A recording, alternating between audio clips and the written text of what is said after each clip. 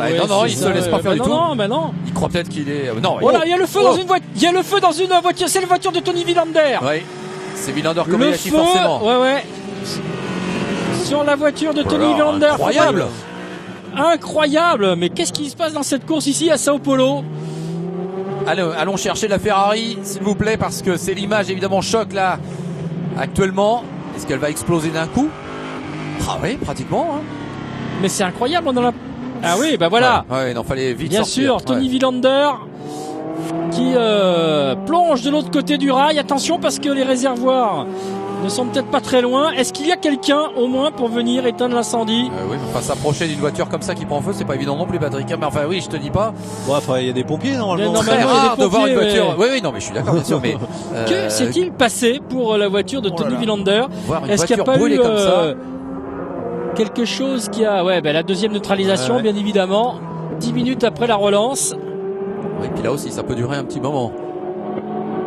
Voilà les pompiers qui arrivent et on revoit cette image là de Tony Villander qui s'est dépêché là de sortir de sa voiture.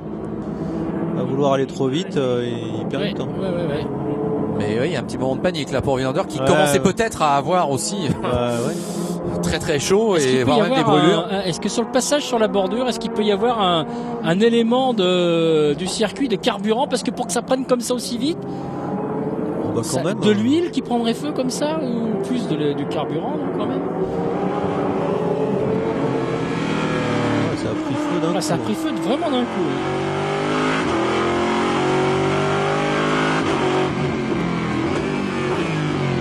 Quelle image, effectivement. Forcément du liquide qui coule, hein, mais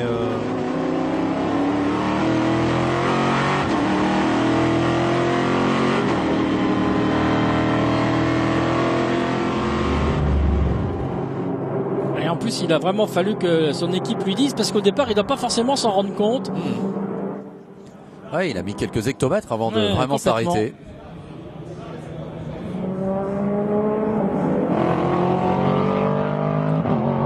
Qui n'est toujours pas circonscrit. Hein. Continue de brûler. Alors ici, c'était une fumée noire, maintenant elle est blanche, oui certes, mais...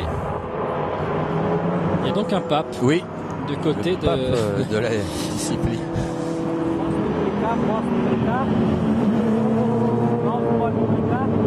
Ah oui, non, très rare de voir une voiture comme ça de course à ce point-là détruite par le feu. Oui, surtout la façon dont il a pris à l'arrière de la voiture, comme s'il y avait eu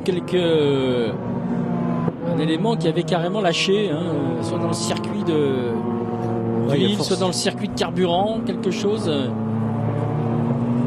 Il y a encore des flammes. Ça brûle encore. Alors quand on voit ce genre d'image, on a l'habitude d'essayer d'évaluer tout de suite les dégâts en milliers, voire en millions d'euros. Il y a combien là qui est en train de brûler?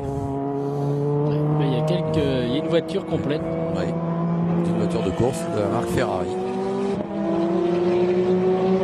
Il devait avoir chaud là quand même. Hein. Là il devait quand même avoir de la fumée. En plus, certainement il commençait à être très incommodé. Puis il a couru très vite parce que avec une telle température, si ça atteint le réservoir, normalement, ils sont protégés les réservoirs. Mais quand même.